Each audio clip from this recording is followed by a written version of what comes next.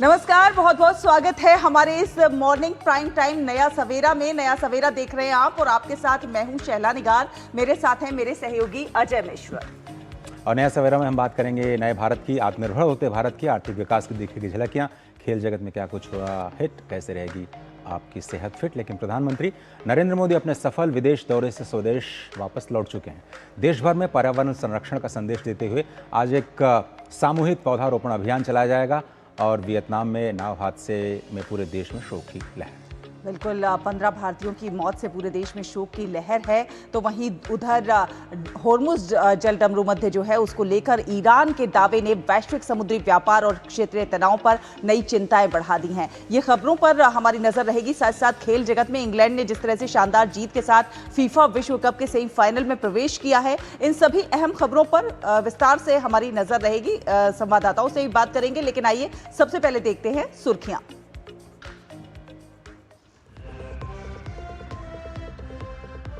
Indonesia, Australia और New Zealand के सफल दौरे के बाद प्रधानमंत्री नरेंद्र मोदी पहुंचे स्वदेश। भारत की एक्ट ईस्ट पॉलिसी और महासागर विजन को मिली मजबूती।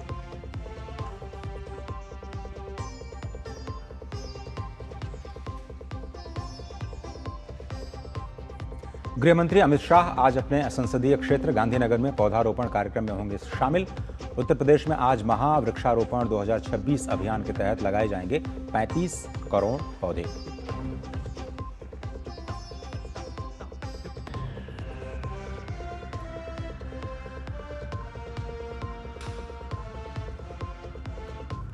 वियतनाम के फू क्वोक द्वीप के पास पर्यटकों से भरी नाव डूबी, 15 भारतीयों की मौत। हादसे पर राष्ट्रपति, उपराष्ट्रपति और प्रधानमंत्री ने जताया शोक।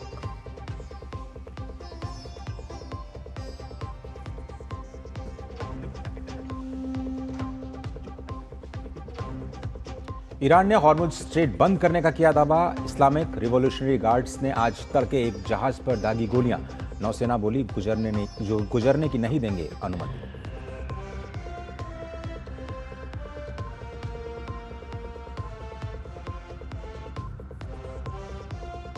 और फीफा विश्व कप में इंग्लैंड ने नॉर्वे को 2-1 से हराकर सेमीफाइनल में बनाई जगह। तो वहीं अर्जेंटीना और स्विट्जरलैंड के बीच अंतिम क्वार्टर फाइनल मुकाबला जारी।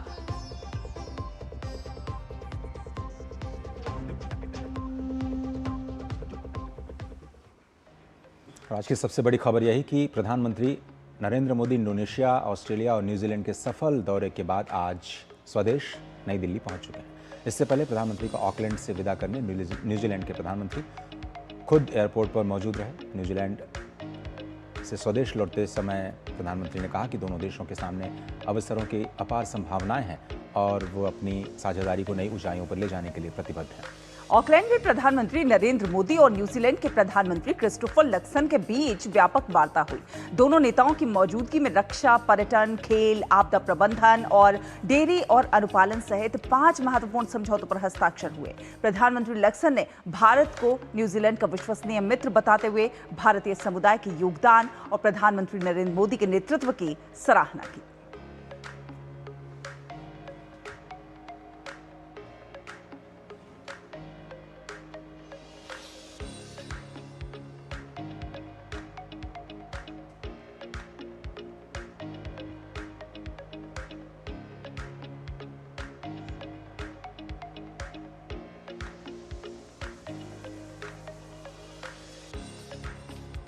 शैला, क्रिस्टोफर लक्सन जब प्रधानमंत्री पहुंचे न्यूजीलैंड के ऑकलैंड, जिसको वहाँ की आर्थिक राजधानी कहा जाता है, तो एयरपोर्ट पहुंचे थे रिसीव करने के लिए भी, और इतनी सफल वार्ता के बाद वो खुद उनको छोड़ने तक आए। बिल्कुल, और जिस तरह से उनको छोड़ने आए, जिस तरह से हाथ हिला के अभिवादन किया, वो अपने आप में जबरदस्त केमिस्ट्री दोनों नेताओं के बीच दिखाई दे रही है। और इससे पहले शनिवार को प्रधानमंत्री मोदी ने न्यूजीलैंड के ऑकलैंड में जुटे हजारों भारतवंशियों को संबोधित किया। समारोह में न्यूजीलैंड के प्रधानमंत्री क्रिस्टोफर लक्सन भी शामिल हुए और पीएम नरेंद्र मोदी ने अपने संबोधन में भारत के विकास की अभूतपूर्व रफ्तार का जिक्र किया। So New Zealand, put your hands together, make some noise, raise the roof and give the warmest Kiwi welcome you've ever given to the Prime Minister of India, my friend, the great Narendra Modi. जोश, उत्साह और उल्लास का वो उफान जिसे शब्दों में बयान न किया जा सके। न्यूजीलैंड के ऑकलैंड में प्रधानमंत्री नरेंद्र मोदी ने किया ओरा मोदी कार्यक्रम में हजारों भारतवंशियों को संबोधित किया। समारोह में मौजूद न्यूजीलैंड के पीएम ने प्रधानमंत्री नरेंद्र मोदी के नेतृत्व की दिल खोलकर प्रशंसा की। बताया कि भारत ने पीएम के नेतृत्व में विकास का जो सफर तय किया है वो दुनिया के लिए मिसाल है। Every single time I go, I am struck all over again by the remarkable energy, the dynamism and the innovation of the Indian people. But I want to say it is the transformation that Prime Minister Modi has led that takes my breath away. प्रधानमंत्री नरेंद्र मोदी ने वो muffler दिखाया जो उन्हें 2.5-3 दशक पहले New Zealand यात्रा में उपहार के तौर पर मिला था। द्विपक्षीय सहयोग का जिक्र करते हुए पीएम ने दोनों देशों की सांस्कृतिक समानताओं की चर्चा की। साथ ही न्यूजीलैंड के जीवन में भारतीयता की भरपूर झलक को रेखांकित किया। मुक्त व्यापार समझौते से साझेदारी का नया युग शुरू होने की बात कही।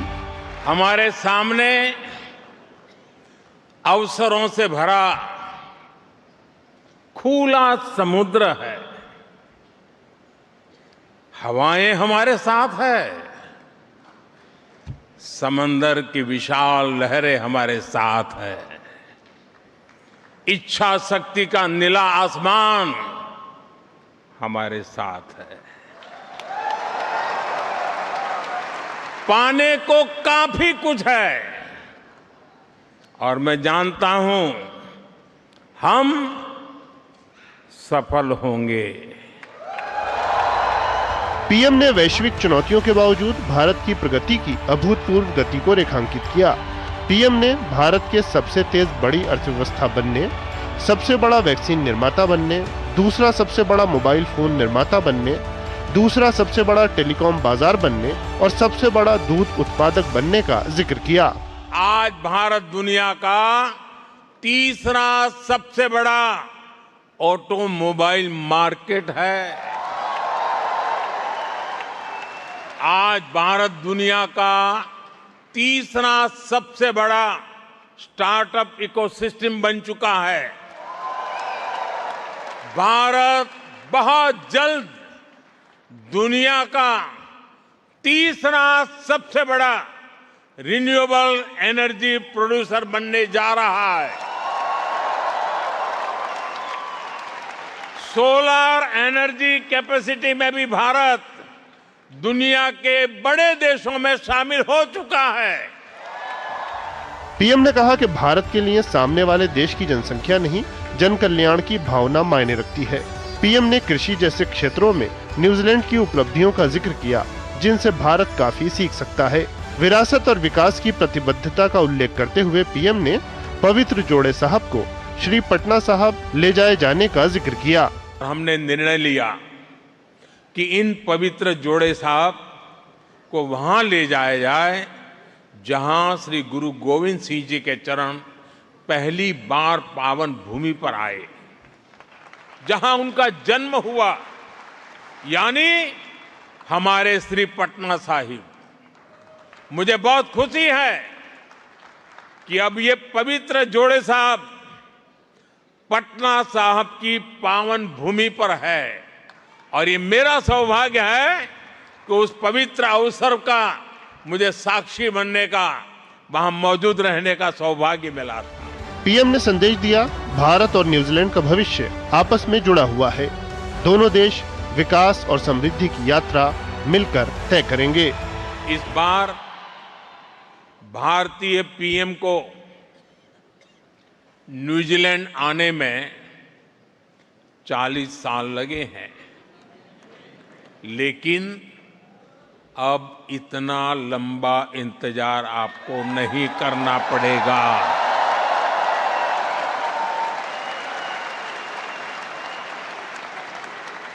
अब 40 साल नहीं लगेंगे, ये मोदी की गारंटी है।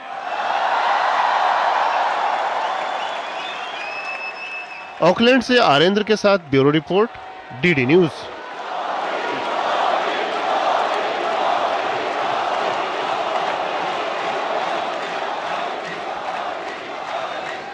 और मोदी की गारंटी मतलब गारंटी पूरा होने की गारंटी।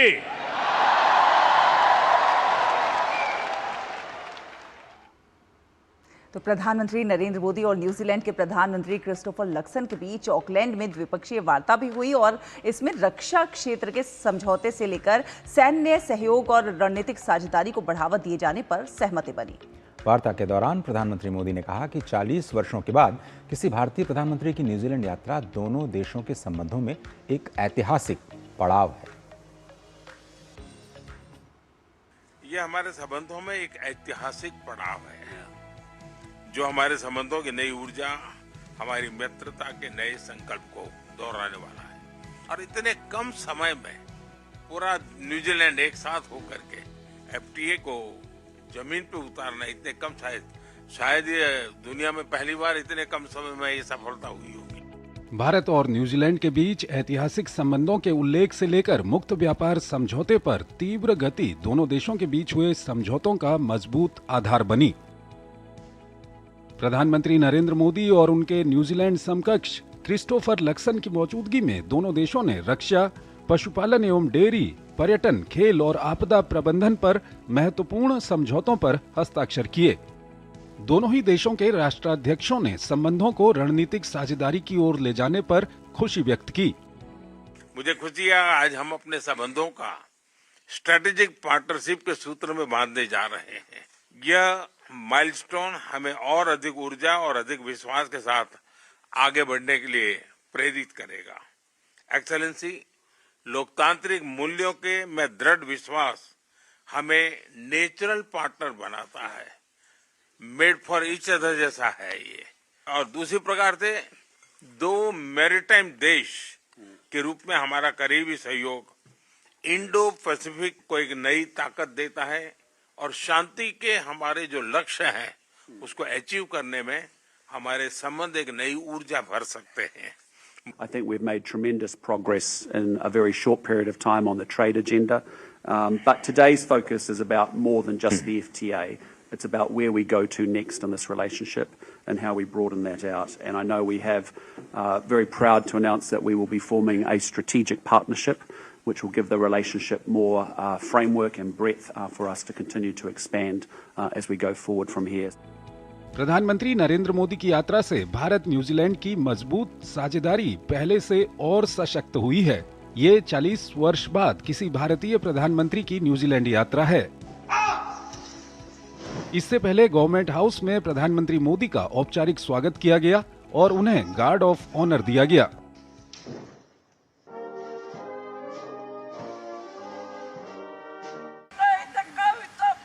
ऑकलैंड के ही गवर्नमेंट हाउस में प्रधानमंत्री नरेंद्र मोदी का न्यूजीलैंड की समृद्ध विरासत और पारंपरिक माओरी पोहिरी के भाव से भव्य स्वागत किया गया।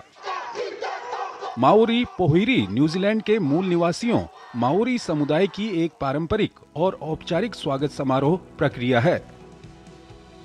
ब्यूरो इनपुट के साथ आर्येंद्र प्रताप सिंह की रिपोर्ट, डीडी न्यूज। तो आपको बता दें कि भारत और न्यूजीलैंड के बीच अप्रैल 2026 में एफटीए हुआ और दोनों देशों के द्विपक्षीय व्यापार को साल 2030 तक दोगुना करने का महत्वाकांक्षी लक्ष्य रखा गया है और उस दिशा में लगातार प्रतिबद्धता नजर आ रही है। और शैला, एक बात और बताऊं, प्रेस कॉन्फ्रेंस जब हुई इस न्यूजीलैंड के एफटीए के ऊपर तो हम सबके लिए एक बहुत ही खुशी की खबर थी और उससे भी ज़्यादा खुशी तब हुई जब वहाँ पर 3 महिलाएं थीं जो इस प्रेस कॉन्फ्रेंस को लीड कर रही थी और पीयूष गोयल साहब ने कहा कि ये पूरी की पूरी वार्ता जो है वो महिलाओं ने लीड की है। तो लगता है कि जो आत्मनिर्भर भारत है उसमें महिलाओं की जो भूमिका है वो कितनी सशक्त हो रही है और इसी दृढ़ इच्छा में बदलने की जो दृष्टिकोण है उससे प्रधानमंत्री मोदी की जो न्यूजीलैंड यात्रा है काफ़ी महत्वपूर्ण है। ऑकलैंड में प्रधानमंत्री बिजनेस फोरम, विपक्षी दलों के नेताओं, खेल जगत की हस्तियों के साथ मुलाकात करके ये जताया उन्होंने कि भारत एक विश्वसनीय साझेदार है और सिर्फ ये एक मार्केट नहीं है बल्कि ग्लोबल गुड के लिए एक लॉन्च पैड है।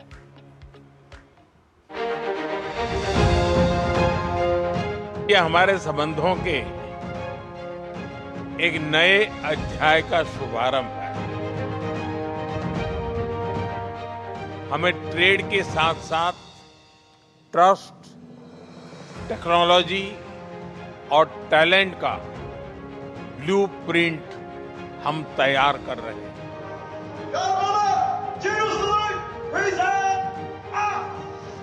40 वर्ष बाद किसी भारतीय प्रधानमंत्री की न्यूजीलैंड की यात्रा को लेकर उत्सुकता बिजनेस, राजनीति और खेल जगत में एक साथ दिखी। प्रधानमंत्री ने विपक्ष के नेता क्रिस हॉपकिंस से मुलाकात की। ऑकलैंड में प्रधानमंत्री मोदी ने बिजनेस फोरम में भी हिस्सा लिया। उन्होंने बताया कि भारत में अवसर सभी क्षेत्रों में है। निवेश, उच्च शिक्षा, मैन्युफैक्चरिंग, इंफ्रा में भारत की प्रगति बढ़ रही है। प्रधानमंत्री ने बिजनेस लीडर से अपील की कि वे भारत के विकास में सहभागिता करें। उन्होंने न्यूजीलैंड द्वारा अगले 15 वर्षों में $20 बिलियन के निवेश कमिटमेंट का स्वागत किया। हम 2030 तक द्विपक्षीय व्यापार को दोगुना बढ़ाएंगे। न्यूजीलैंड द्वारा अगले 15 वर्षों में भारत में $20 बिलियन का इन्वेस्टमेंट कमिटमेंट किया गया है। यह केवल निवेश का नहीं है, बल्कि भारत की विकास यात्रा में सहभागी बनने का भी कमिटमेंट है। बीते दशक में भारत के विकास में रिफॉर्म, परफॉर्म और ट्रांसफॉर्म का मंत्र रहा है। आर्थिक विकास के साथ सामाजिक विकास में भी इसका प्रभाव स्पष्ट नजर आया है। न्यूजीलैंड के प्रधानमंत्री क्रिस्टोफर लक्सन ने कहा कि न्यूजीलैंड का बिजनेस ग्रुप लोगों के जीवन स्तर को अच्छा बनाने में सहयोगी बन सकता है। उन्होंने प्रधानमंत्री मोदी के नेतृत्व की प्रशंसा की।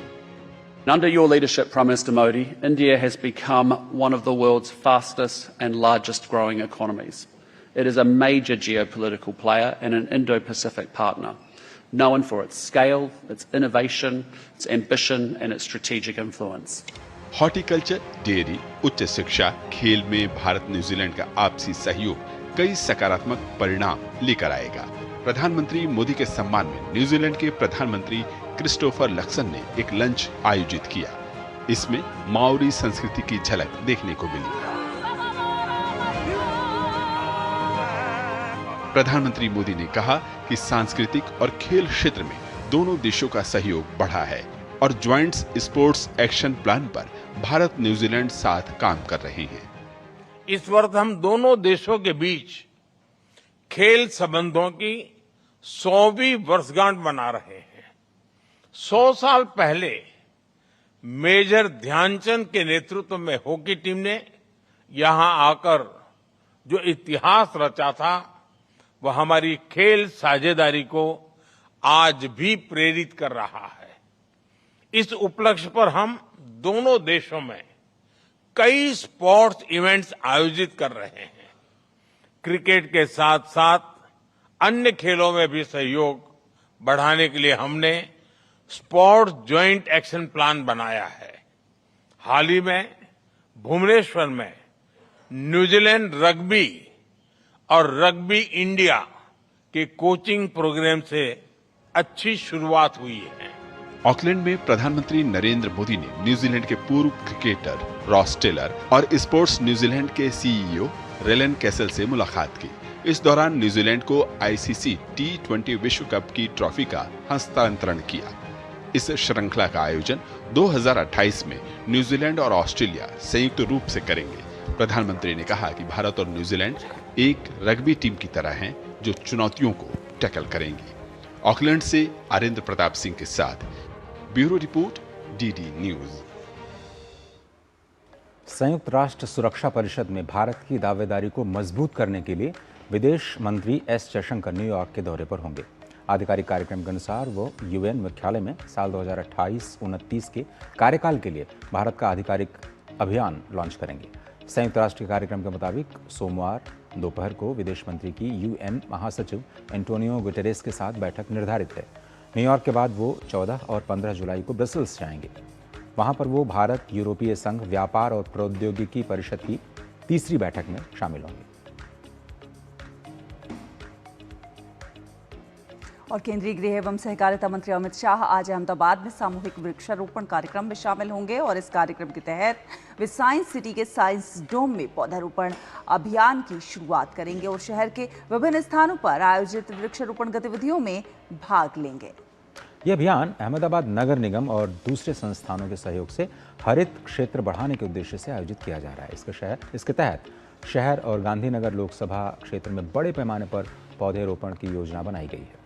अभियान में प्रशासन, सामाजिक संस्थानों और आम नागरिकों की भागीदारी भी सुनिश्चित की जा रही है। अमित शाह आज सुबह अहमदाबाद में कार्यक्रम का शुभारंभ करेंगे और इसके बाद घाट लोडिया, बेजलपुर, नारायणपुरा विधानसभा क्षेत्रों में आयोजित पौधारोपण कार्यक्रमों में शामिल होंगे। आपको बता दें कि इस पहल का उद्देश्य पर्यावरण संरक्षण, ऑक्सीजन पार्कों के विकास और शहर के हरित आवरण को बढ़ावा देना है। उत्तर प्रदेश में आज महावृक्षारोपण 2026 अभियान शुरू किया जा रहा है। एक पेड़ मां के नाम। इस अभियान के तहत पूरे प्रदेश में एक ही दिन में 35 करोड़ से अधिक पौधे रोपे जाएंगे। मुख्यमंत्री योगी आदित्यनाथ गोरखपुर के सहजनवा में लिंक एक्सप्रेसवे के किनारे पौधारोपण करेंगे। गोरखपुर में पवित्र त्रिवेणी वृक्षारोपण एवं विकास उद्यान बनाया जाएगा। राज्यपाल आनंदीबेन पटेल लखनऊ में जनभवन में पौधारोपण करेंगी और दोनों उप मुख्यमंत्री, केंद्रीय और राज्य मंत्री, न्यायपालिका, प्रशासन, सेना, शिक्षण संस्थान और लाखों नागरिक प्रदेश भर में पौधे लगाकर इस जन आंदोलन का इसको एक स्वरूप देते हुए नजर आएंगे। आपको बता दें, सरकार ये दावा कर रही है कि ये केवल पौधरोपण नहीं है बल्कि पर्यावरण संरक्षण और जलवायु परिवर्तन से मुकाबला और जन भागीदारी का एक सबसे बड़ा अभियान होगा। और आपको याद होगा कि इस गर्मी में उत्तर प्रदेश का बांदा पूरी दुनिया का सबसे गर्म जिला था। 48 डिग्री झेल नहीं पाया। यूरोप में भी लगातार आप देख रहे हैं जलवायु परिवर्तन की वजह से पूरा यूरोप हैरान है। अलग अलग हिस्सों से कई खबरें आ रही हैं। अब सरकार ने कोशिश की है कि जो हरित क्षेत्र है उसको बढ़ावा दिया जाए और आज ये मेगा अभियान शुरू किया जा रहा है। उत्तर प्रदेश के प्रत्येक ग्राम पंचायत, नगर निकाय, एक्सप्रेसवे, राष्ट्रीय और राज्य राजमार्ग, रेलवे ट्रैक्स, स्कूल, कॉलेजेस, विश्वविद्यालय, मेडिकल कॉलेजेस, अस्पतालों, कृषि विज्ञान केंद्रों, औद्योगिक इकाइयों, पावर प्लांट्स और दूसरे जितने भी सरकारी परिसर हैं, बड़े पैमाने पर वहां पर वृक्षारोपण यानी पौधारोपण का जो कार्यक्रम है उसको किया जाएगा।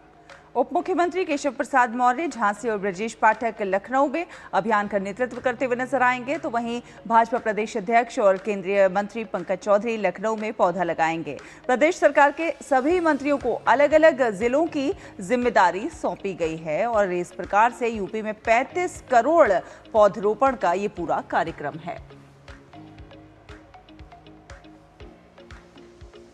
भाजपा सांसद सुधांशु त्रिवेदी ने जम्मू कश्मीर के मुख्यमंत्री उमर अब्दुल्ला के भाजपा द्वारा उनकी पार्टी के विधायकों को तोड़ने के आरोप को गैर जिम्मेदाराना और निंदनीय बताया।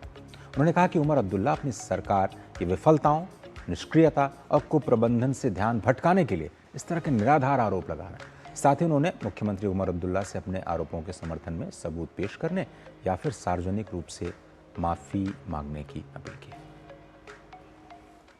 कि जम्मू कश्मीर में अपनी सरकार की अक्षमता, अकर्मण्यता और कुशासन को छिपाने के लिए और इन मुद्दों से ध्यान भटकाने के लिए इस प्रकार का अनर्गल आरोप जम्मू कश्मीर के मुख्यमंत्री श्री उमर अब्दुल्ला जी ने लगाया है। हम इसकी कठोर निंदा करते हैं और यही बात हम उनसे कहते हैं कि या तो वे इस विषय का साक्ष्य रखें अथवा वो अपने बयान के लिए माफी मांगें। भारतीय जनता पार्टी के मध्य प्रदेश प्रभारी डॉक्टर महेंद्र सिंह ने शनिवार को दतिया में उपचुनाव को लेकर एक पार्टी कार्यकर्ताओं की बैठक को संबोधित किया और इस दौरान उन्होंने दावा किया कि भाजपा दतिया उपचुनाव में ऐतिहासिक जीत दर्ज करती नजर आएगी। उन्होंने कहा कि पार्टी कार्यकर्ता पूरी एकजुटता के साथ चुनाव प्रचार में जुटे हैं और दतिया की जनता कमल के फूल को भारी मतों से विजयी बनाएंगे। हमारे प्रदेश अध्यक्ष जी से बात हुई है कि हम लोग एक बड़ी बैठक करेंगे जिसमें नामांकन की तैयारी होगी और हमारे सब कार्यकर्ता अभी से नामांकन के लिए पूरे उत्साह के साथ लगेंगे और सभी जनप्रतिनिधि लगेंगे और हम सब लोग मिलकर के भारी अंतर के साथ यहाँ पर जीत हासिल करेंगे। और नया सवेरा में फिलहाल एक छोटा सा ब्रेक। एक बात समझ लीजिए, ना बीमारी दुनिया से कहीं जाने वाली है और ना ही हॉस्पिटल के खर्चे। बस आपको यह सोचना होगा कि हॉस्पिटल का बिल कौन भरेगा, आप या आपकी इंश्योरेंस पॉलिसी। आज ही पॉलिसी बाजार से हेल्थ इंश्योरेंस लीजिए। पॉलिसी बाजार पे 1 करोड़ का हेल्थ इंश्योरेंस सिर्फ 550 रुपए हर महीने से शुरू होता है। मेरी पसंद, मेरी पसंद, मेरी पसंद, मेरी पसंद है। हमारी पसंद।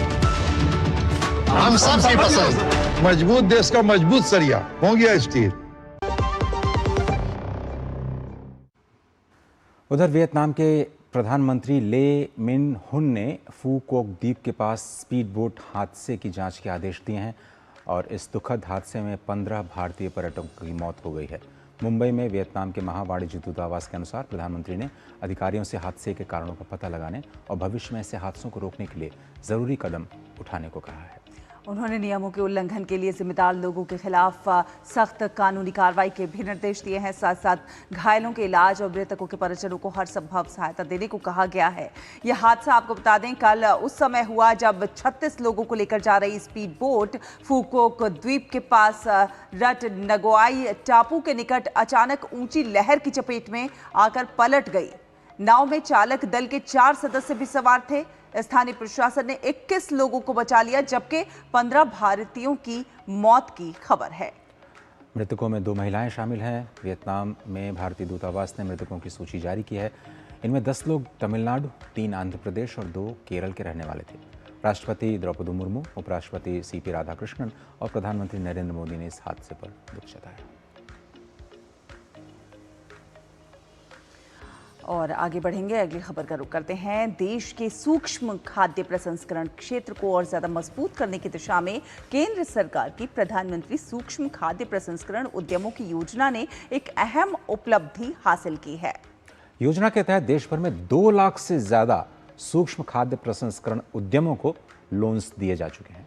नई दिल्ली में आयोजित विशेष कार्यक्रम में जो केंद्रीय खाद्य प्रसंस्करण उद्योग मंत्री हैं श्री चिराग पासवान, उन्होंने इस उपलब्धि को आत्मनिर्भर भारत की दिशा में एक बड़ा कदम बताया। देश के गांवों और छोटे शहरों में खाद्य प्रसंस्करण से जुड़े लाखों छोटे उद्यमों को नई पहचान और नई उड़ान देने वाली प्रधानमंत्री सूक्ष्म खाद्य प्रसंस्करण उद्यमियों के लिए PMFME योजना ने एक नया इतिहास रच दिया है। नई दिल्ली में आयोजित विशेष समारोह में योजना के तहत 2 लाख से अधिक ऋण स्वीकृत होने की उपलब्धि के दिन विशेष कार्यक्रम का आयोजन किया गया। इस मौके पर केंद्रीय खाद्य प्रसंस्करण उद्योग मंत्री चिराग पासवान ने झारखंड के रांची निवासी इंद्रजीत सिंह को योजना के 2 लाख में लाभार्थी के रूप में सम्मानित किया।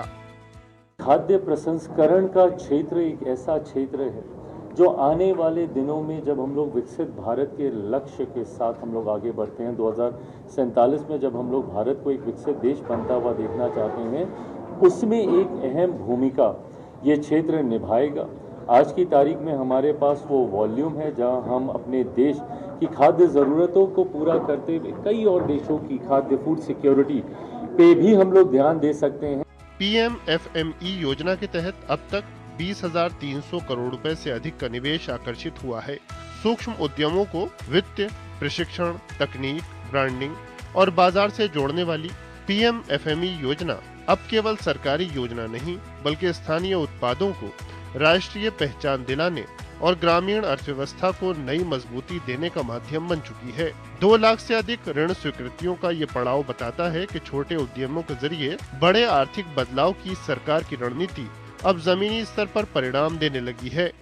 PMFME के तहत लोन लिया 7 लाख का, जिससे मैंने बड़ी मशीनें ली, जिससे मेरा उत्पादन बढ़ा और मेरे प्रोडक्ट में गुणवत्ता आई। तो मैंने अप्लाई किया, बड़ी इजीली मुझे लोन मिल गया और उसका बेनिफिट भी मेरे बैंक में सब्सिडी के माध्यम से आ गया। तो मैं तो बहुत खुश हूँ। उससे मेरी पैकिंग इम्प्रूव हो गई, मेरी सेल इम्प्रूव हो गई और अब मेरी अच्छी खासी विजिबिलिटी है मेरे ब्रांड की। योजना के अंतर्गत 4,18,000 से अधिक स्वयं सहायता समूह सदस्यों को प्रारंभिक पूंजी सहायता दी गई है, जबकि 1,76,000 से अधिक लाभार्थियों को प्रशिक्षण प्रदान किया गया है। देश भर में स्वीकृत 80 साझा इंक्यूबेशन केंद्रों में से 32 केंद्र पहले ही संचालित हो चुके हैं। PMFME योजना का देश भर में 2 लाख से ज़्यादा हितग्राहियों को इसका सीधा लाभ मिला है। इस योजना में 45% से ज़्यादा महिलाएं हैं, साथ ही 90% से ज़्यादा फर्स्ट टाइम एंटरप्रेन्योर को इसका लाभ मिला है। इस योजना के माध्यम से ग्रामीण और छोटे कस्बों में न सिर्फ आर्थिक समृद्धि आई है बल्कि बड़ी संख्या में लोग आत्मनिर्भर भी बन रहे हैं, कैमरामैन विनोद ओझा के साथ अजीत द्विवेदी, डीडी न्यूज, दिल्ली। और चलिए आगे बढ़ते हैं और कलात्मक अभिव्यक्ति की बात करते हैं। 97 वर्षीय वरिष्ठ कलाकार बंशीधर प्रतिहारी की कलात्मक विरासत को समर्पित एक विशेष प्रदर्शनी ग्रेटिट्यूड का आयोजन हुआ। इंदिरा गांधी राष्ट्रीय कला केंद्र IGNCA में ये आयोजन किया गया। इस प्रदर्शनी को शांति निकेतन में प्रशिक्षित इस महान कलाकार की रचनात्मक यात्रा का एक उत्सव है, जिसे उनकी चुनिंदा उत्कृष्ट कृतियों को प्रदर्शित किया गया है।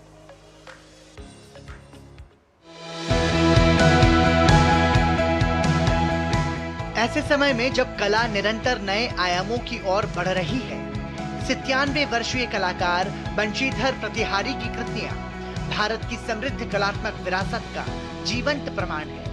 इंदिरा गांधी राष्ट्रीय कला केंद्र द्वारा आयोजित ग्रेटिट्यूड प्रदर्शनी देश के सबसे सम्मानित वरिष्ठ कलाकारों में से एक बंशीधर प्रतिहारी के जीवन और उनकी रचनात्मक यात्रा को समर्पित है। विश्व भारती विश्वविद्यालय के कला भवन के प्रतिष्ठित पूर्व छात्र बंशीधर प्रतिहारी ने महान कलाकार आचार्य नंदलाल बोस के मार्गदर्शन में प्रशिक्षण प्राप्त किया।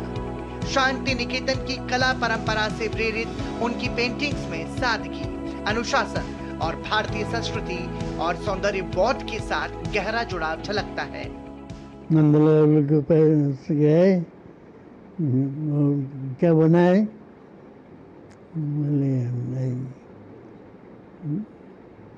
सिल्क के ऊपर सरस्वती बनाए। उनका बेटा विश्वरूप पेंटिंग का जानते करते थे, तो बोले कि उनके पास पहले सीखिए, तो ही लिनो में काट करके डिजाइन छापते थे। इस प्रदर्शनी में tempera, water colour, wash, woodcut और गोल्ड लीफ एचिंग जैसी विभिन्न विधाओं में बनाई गई लगभग 50 कलाकृतियों को प्रदर्शित किया गया है। प्रदर्शनी के साथ ही IGNCA ने कलाकार के जीवन और 6 दशकों से अधिक के उनके कलात्मक योगदान पर आधारित एक कॉफी टेबल बुक भी जारी की है। It is a matter of honor for Indira Gandhi National Center for the Arts to host this exhibition. In fact, Delhi, this artist has never been shown in Delhi. It's the first time that such a remarkable Odia artist who was trained in Shanti Niketan, who has worked throughout his life in Patna, and people of Delhi were not aware of him. So in order to bring him to a national level, this is really, we feel that we have done the job for which IGNCA has been created. नई दिल्ली स्थित IGNCA की दर्शनम gallery में 16 जुलाई तक दर्शकों के लिए खुली ग्रेटिट्यूड प्रदर्शनी कला प्रेमियों को एक ऐसे महान कलाकार की कालजयी कृतियों को करीब से देखने का दुर्लभ अवसर प्रदान करती है, जिनकी कला आज भी नई पीढ़ियों को प्रेरित कर रही है। DD न्यूज के लिए कृति वढेरा की रिपोर्ट। देश के अधिकांश राज्यों में दक्षिण पश्चिम मानसून पूरी तरह से सक्रिय हो चुका है, जिसमें कई झुलसती गर्मी से तो लोगों को राहत मिली है, तो कहीं बाढ़ और जल भराव ने भारी आफत मचा दी है। आपको बता दें कि मौसम विभाग ने अगले 4 से 5 दिनों के भीतर देश के उत्तरी और पूर्वी हिस्सों में भारी बारिश की संभावना जताई है। मौसम विभाग ने असम, मेघालय, सिक्किम, बिहार और पश्चिम बंगाल के हिमालय की तराई वाले क्षेत्रों में मूसलाधार बारिश की आशंका जताते हुए ऑरेंज अलर्ट जारी किया और इसके साथ ही IMD ने जम्मू कश्मीर, लद्दाख, हिमाचल प्रदेश, उत्तराखंड, पंजाब, चंडीगढ़, हरियाणा, दिल्ली और पूर्वी उत्तर प्रदेश में भारी बारिश का अनुमान व्यक्त किया है। छत्तीसगढ़, झारखंड, ओडिशा, पश्चिम बंगाल के गांगेय क्षेत्रों और पूर्वोत्तर के राज्यों जैसे अरुणाचल प्रदेश, नागालैंड, मणिपुर, मिजोरम और त्रिपुरा में भारी बारिश की चेतावनी है। इसके अलावा अगले 2 दिन में बारिश प्रभावित इलाकों के साथ साथ अंडमान और निकोबार द्वीप समूह, पूर्वी और पश्चिमी मध्य प्रदेश में गरज चमक के साथ बिजली गिरने और तेज आंधी तूफान आने की संभावना है। तो दूसरी तरफ तटीय आंध्र प्रदेश में लोगों को भीषण लू की स्थिति का सामना करना पड़ रहा है। और उत्तराखंड के रुद्रप्रयाग में मूसलाधार बारिश और भारी भूस्खलन के बाद केदारनाथ यात्रा मार्ग प्रभावित हुआ है। आपदा की इस चुनौती के बीच जिला प्रशासन, आपदा नियंत्रण विभाग पूरी तरह से मुस्तैद नजर आ रहा है। सभी संवेदनशील इलाकों पर सीसीटीवी के माध्यम से 24 घंटे पैनी नजर है। युद्ध स्तर पर राहत कार्य भी जारी हैं। जेसीबी मशीन्स की मदद से बाधित रास्तों को तुरंत खोलने का काम किया जा रहा है। यात्रा सुचारू रखने के लिए सेक्टर अधिकारियों और रेस्क्यू टीम्स को तैनात किया गया है। पर आपसे यही गुजारिश कि अगर आप कहीं भी मैं जो गौरीकुंड के नज़दीक है वहाँ पर भी मार्ग अवरोध है, जहाँ पर कि जेसीबी काम कर रही है और तुरंत ही वो मार्ग भी खुल जाएगा।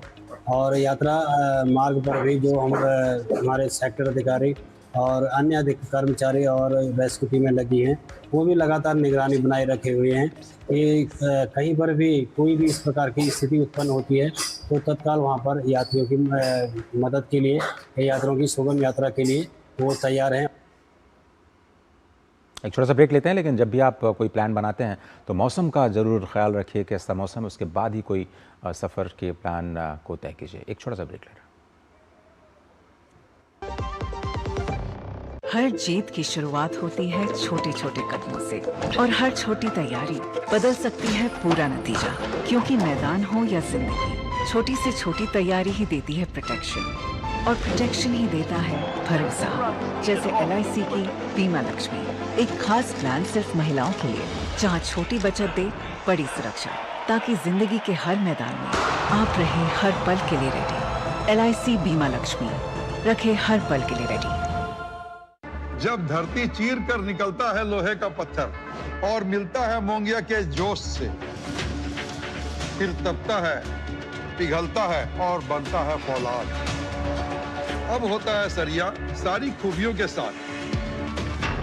मोंगिया स्टील, मजबूत देश का मजबूत सरिया।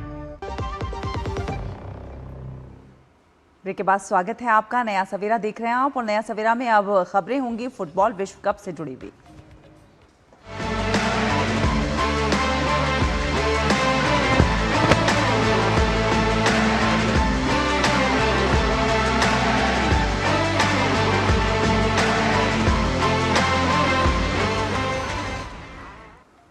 फीफा विश्व कप 2026 के क्वार्टर फाइनल्स में अर्जेंटीना और स्विट्जरलैंड का मुकाबला 90 मिनट के निर्धारित समय के बाद 1-1 से बराबर रहा। अब मैच एक्स्ट्रा टाइम में पहुंच गया है। अमेरिका के कैंसस सिटी स्टेडियम में खेले जा रहे इस मुकाबले में अर्जेंटीना ने 10वें मिनट में एलेक्सिस मैकएलिस्टर की गोल की मदद से ये बढ़त हासिल की। मैकएलिस्टर ने कप्तान लियोनेल मेसी के शानदार असिस्ट पर बेहतरीन गोल किया, लेकिन अर्जेंटीना अपनी बढ़त बरकरार नहीं रख सकी और मैच के 67वें मिनट पर डैन एंडोए ने गोल करके स्विट्जरलैंड को वापसी कराते हुए स्कोर 1-1 से बराबर कर दिया। हालांकि दूसरे हाफ में स्विट्जरलैंड ने आक्रामक खेल दिखाया और अर्जेंटीना पर दबाव बढ़ा दिया, और परिणाम ये हुआ कि 67वें मिनट में ये परिणाम देखने को मिला जब एंडोए ने गोल कर मैच को 1-1 की बराबरी पर ला दिया। बराबरी के बाद मुकाबला और भी रोमांचक हो चुका है। दोनों टीम सब सेमीफाइनल में अपनी जगह पक्की करने के लिए निर्णायक गोल की तलाश में। इस मैच का विजेता अंतिम 4 में इंग्लैंड का सामना करेगा। और फीफा वर्ल्ड कप 2026 के तीसरे क्वार्टर फाइनल मैच में इंग्लैंड ने नॉर्वे को 2-1 से हरा दिया है और इस जीत के साथ ही इंग्लैंड ने सेमीफाइनल में अपनी जगह बना ली है। मैच के पहले हाफ में आंद्रेयास शेल्डरअप ने 36वें मिनट में गोल दागते हुए नॉर्वे को बढ़त दिला दी। हालांकि इंग्लैंड ने हाफ टाइम से पहले ही इस बढ़त को बराबर कर लिया जब जूड बेलिंगहैम ने इंजरी टाइम के दूसरे मिनट में अपनी टीम के लिए गोल दागा। और इसके बाद दूसरा हाफ पूरा होने तक स्कोर बराबर रहा और मैच एक्स्ट्रा टाइम में गया और बेलिंगहैम ने 93वें मिनट में एक और गोल दागते हुए इंग्लैंड को बढ़त दिला दी और साथ साथ जीत भी सुनिश्चित कर दी।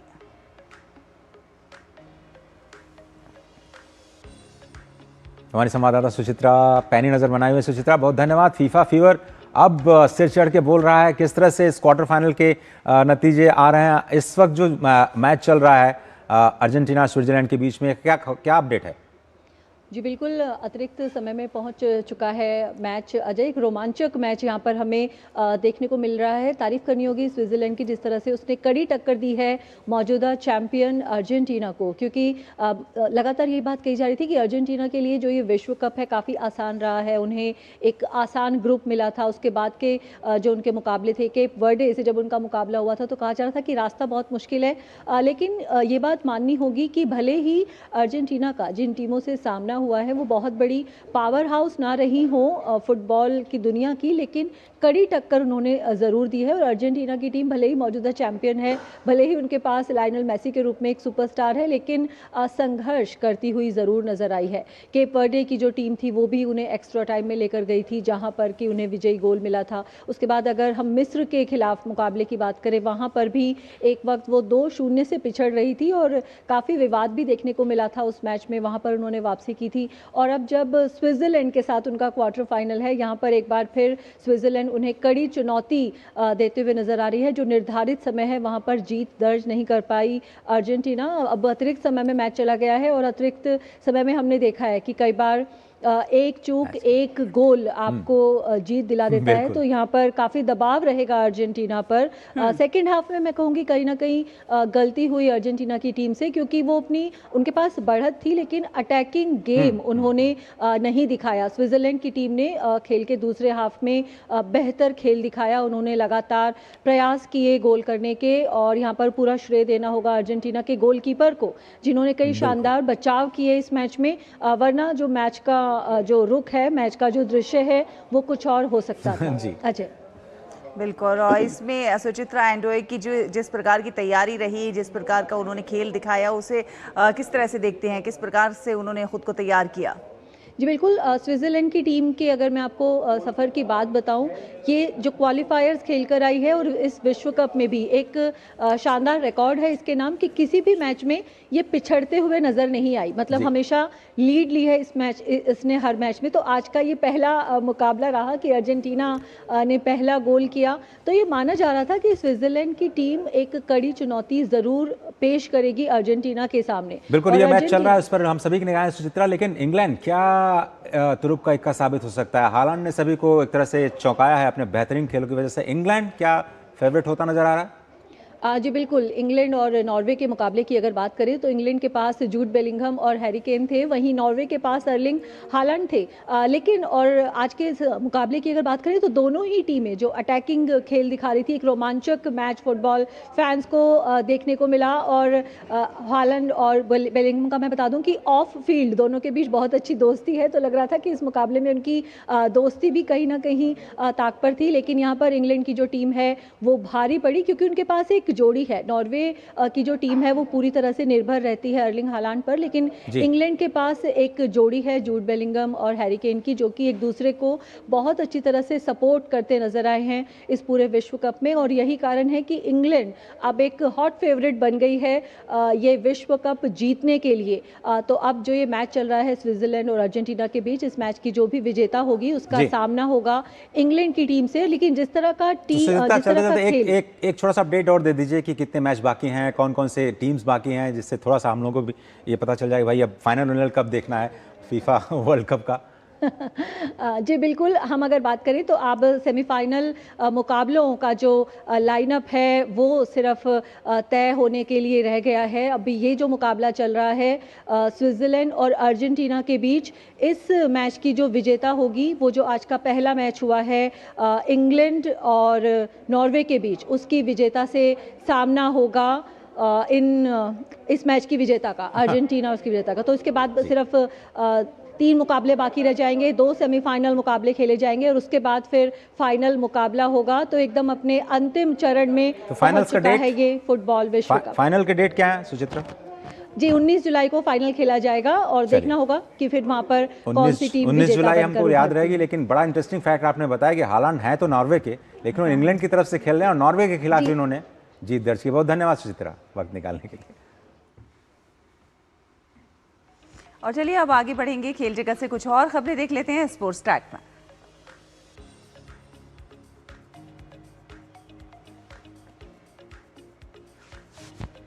क्रांति गौड़ की शानदार गेंदबाजी और स्मृति मंधाना के लगातार दूसरे अर्धशतक की बदौलत भारत ने इंग्लैंड के खिलाफ एकमात्र महिला टेस्ट में अपनी पकड़ मजबूत कर ली है। और मैच के दूसरे दिन का खेल समाप्त होने तक भारत ने अपनी दूसरी पारी में 1 विकेट पर 154 रन बना लिया और टीम की कुल बढ़त जो है 269 रनों की हो गई है।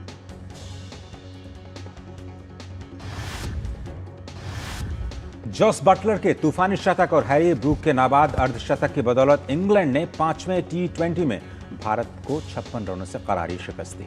इस जीत के साथ इंग्लैंड ने 5 मैचों की सीरीज 4-0 से अपने नाम कर ली है और आईसीसी T20 रैंकिंग में अब भारत को पछाड़कर दुनिया के नंबर 1 टीम बन चुकी है। विंबलडन में चेक गणराज्य की 21 वर्षीय लिंडा नोस्कोवा ने महिला सिंगल्स का खिताब अपने नाम कर लिया है। एक रोमांचक मुकाबले में उन्होंने कैरोलिना मुकोवा को 6-2, 5-7, 6-3 से शिकस्त दी। विंबलडन पुरुष सिंगल्स का खिताबी मुकाबला आज रात 8:30 बजे वर्ल्ड नंबर 1 यानिक सिनर और जर्मनी के अलेक्जेंडर ज्वेरेव के बीच खेला जाएगा। सिनर ने सेमीफाइनल्स में दिग्गज नोवाक जोकोविच को हराकर फाइनल्स में जगह बनाई, जबकि ज्वेरेव ने आर्थर फेरी को मात दी। और आइए अब देखते हैं दुनिया भर की कुछ खास खबरें। ईरान की रिवॉल्यूशनरी गार्ड्स नौसेना ने स्ट्रेट ऑफ हॉर्मुज को अगले आदेश तक बंद करने का दावा किया। यह फैसला एक जहाज द्वारा कथित रूप से बिना अनुमति रास्ते से गुजरने की कोशिश के बाद किया गया। वहीं ट्रंप ने कहा कि तनाव के बावजूद अमेरिका और ईरान बातचीत जारी रखेंगे। अमेरिकी सेना ने कहा कि स्ट्रेट ऑफ हॉर्मुज में एक कंटेनर जहाज पर हमले के बाद उसने ईरान के खिलाफ नए सैन्य हमले शुरू किए और हमले में एक जहाज का एक चालक दल का सदस्य लापता है और आग लगने से इंजन रूम को भारी नुकसान पहुंचा है। अमेरिकी सेंट्रल कमांड के अनुसार ये कार्रवाई राष्ट्रपति डोनाल्ड ट्रंप के निर्देश पर की गई है। वेनेजुएला के नेशनल असेंबली के प्रेसिडेंट जॉर्ज रॉड्रिगेज ने बताया कि 24 जून को आए 2 भूकंप में मरने वालों की संख्या बढ़कर 4,333 पहुंच चुकी है। घायलों की आधिकारिक संख्या 16,740 के करीब है। 6,462 लोगों को बचाया गया है और लगभग 17,000 बेघर हो चुके हैं। बांग्लादेश में लगातार हो रही भारी मानसूनी बारिश के कारण आई बाढ़ और भूस्खलन ने भारी तबाही मचाई है। दक्षिण पूर्वी बांग्लादेश में इस प्राकृतिक आपदा में अब तक कम से कम 44 लोगों की मौत हो गई है, जबकि 10 लाख से अधिक लोग प्रभावित हुए हैं।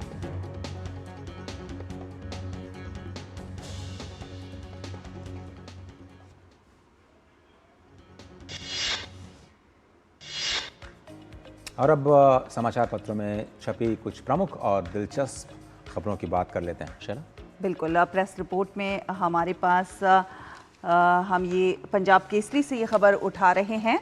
दरअसल वंदे भारत ट्रेनों में यात्रियों की संख्या 83% बढ़ी है और आय में भी 72% की वृद्धि हुई है। तो अप्रैल से लेकर जून के बीच 1,47,462 यात्रियों ने इसमें यात्रा की और पिछले साल आपको बता दें ये संख्या जो थी वो 80,394 थी। तो ये जो वृद्धि है ये अपने आप में जो है सराहनीय है।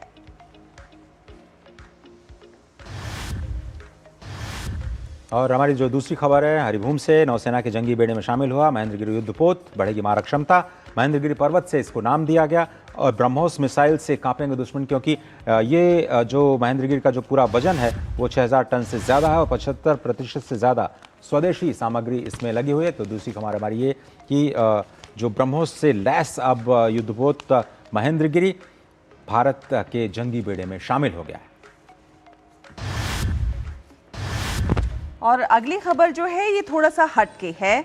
दरअसल सुरक्षित सड़क अब आपका कानूनी अधिकार होगी। मोटर वाहन अधिनियम में संशोधन का मसौदा तैयार हो रहा है। NHAI सड़क के त्रुटिपूर्ण डिजाइन से हादसा होने पर मुआवजा भी देता हुआ नजर आएगा। तो सड़कों पर लगातार हम हादसों की खबरें सुनते हैं, लेकिन अब सिर्फ ड्राइवर की लापरवाही नहीं बल्कि सरकारी एजेंसियों की नाकामी भी इसमें तय की जाएगी और लोगों को जल्द ही सड़क के अधिकार का, सुरक्षित सड़क के अधिकार का जो है उन लोगों को हक, कानूनी हक मिलने जा रहा है। और मार्च से सितंबर तक हिमालय के पहाड़ सफ़ेद रहते हैं, जैसे आपको पता है बर्फबारी होती है, लेकिन अब जो किसान हैं वहाँ पर वो अब ऐसी जालियों का इस्तेमाल कर रहे हैं कि आपको सफ़ेद जालियाँ दिखाई देंगी और हरे भरे बाग दिखाई देंगे। तो ये एक खबर इनोवेशन की जो अभी वहाँ के जो हॉर्टिकल्चरिस्ट हैं अपना रहे हैं।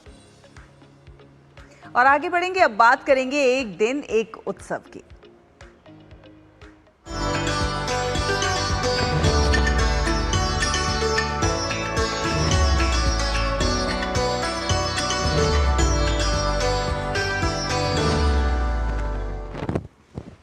एक दिन एक उत्सव में आपको लिए चलेंगे लद्दाख। लद्दाख में पारंपरिक खेल, संस्कृति और विरासत का एक अनूठा संगम इस बार फिर से देखने को मिलेगा।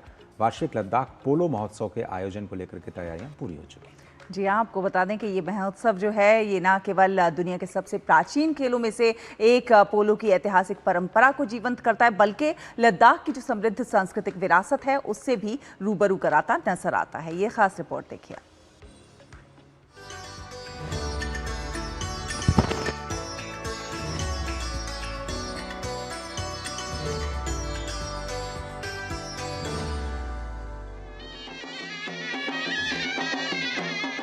लद्दाख का वार्षिक पोलो महोत्सव क्षेत्र के सबसे प्रमुख खेल और सांस्कृतिक आयोजनों में से एक है। पर्यटन सीजन के दौरान आयोजित होने वाले इस महोत्सव में लद्दाख के विभिन्न क्षेत्रों की पारंपरिक पोलो टीम्स हिस्सा लेती हैं। पारंपरिक लद्दाखी शैली में खेले जाने वाले ये मुकाबले स्थानीय खेल विरासत की अनूठी पहचान प्रस्तुत करते हैं। लद्दाखी पोलो की सबसे खास बात यह है कि मैचेस के दौरान सुरना और दमन जैसे पारंपरिक वाद्य यंत्रों की मधुर धुनों के बीच खेल का रोमांच और भी बढ़ जाता है। इसके साथ ही लोक संगीत, पारंपरिक नृत्य, तीरंदाजी के प्रदर्शन, स्थानीय हस्तशिल्प और लद्दाखी व्यंजनों की प्रदर्शनी पर्यटकों के आकर्षण का केंद्र बनती है। ये महोत्सव केवल पारंपरिक खेलों का आयोजन नहीं, बल्कि लद्दाख की सांस्कृतिक विरासत और पर्यटन को नई पहचान देने का माध्यम भी है। स्थानीय कलाकारों, शिल्पकारों और उद्यमियों को अपनी कला और उत्पादों के प्रदर्शन का अवसर मिलता है, जबकि देश विदेश से आए पर्यटक लद्दाख की जीवंत संस्कृति का अनुभव करते हैं।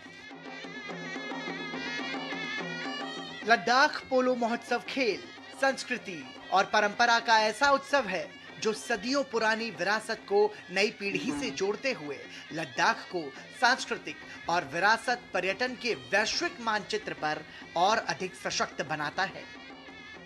Bureau report, DD news.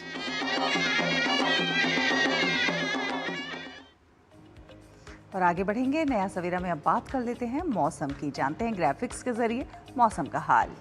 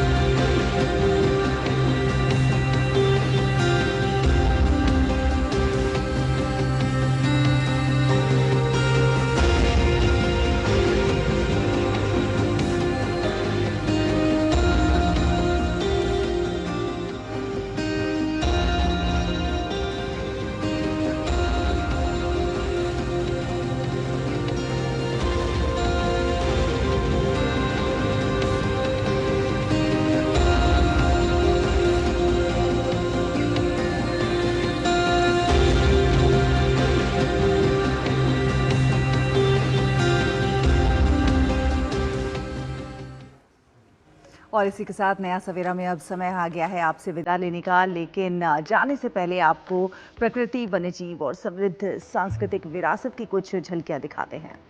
इसी खूबसूरत दृश्य के साथ मुझे और मेरी सहयोगी शैला को दीजिए इजाजत। नमस्कार।